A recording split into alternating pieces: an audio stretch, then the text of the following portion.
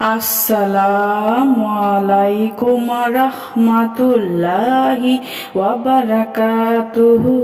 সুপ্রিয় সম্মানিত দর্শক ও শ্রোতা, আশা করি মহান রব্বুল আলামিনের দয়ায় আপনারা সকলেই ভালো আছেন। সুপ্রিয় সম্মানিত দর্শক ও শ্রোতা, আজকে হযরত উসমান রাদিয়াল্লাহু তাআলা আনহু থেকে একটি ঘটনা বর্ণনা করব। ঘটনার শিরোনাম হচ্ছে, মৃত্যুর ভয়ে আমি রাসূলকে ছেড়ে যেতে পারবো না। সুপ্রিয় সম্মানিত দর্শক ও শ্রোতা, আপনাদের নিকট অনুরোধ থাকবে ঘটনাটি শেষ পর্যন্ত শোনার। সাইয়্যিদা বায়তা বর্ণনা করেন, উসমান রাদিয়াল্লাহু আনহুর অবরুদ্ধ সময়ে হযরত উসামা ইবনে জায়েদ আমাকে উসমান রাদিয়াল্লাহু আনহুর কাছে প্রেরণ করেন।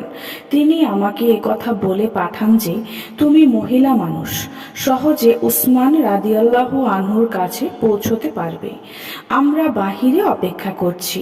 তুমি তার কাছে গিয়ে এই সংবাদ দাও যে, আপনার চাচাতো ভাই উসামা আপনাকে সালাম জানিয়েছে, আর বলবে আপনার আরও চাচাতো ভাইও উসামার সঙ্গে বাহিরে অবস্থান করছে।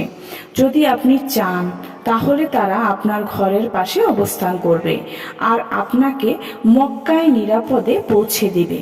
আর এমনটি তো রাসূল সাল্লাল্লাহু আলাইহি ওয়াসাল্লামও তার জাতিদের থেকে আক্রান্ত হলে করেছিলেন। হযরত বায়তা এসে উসমান রাদিয়াল্লাহু আনহুকে কথাগুলো বললেন।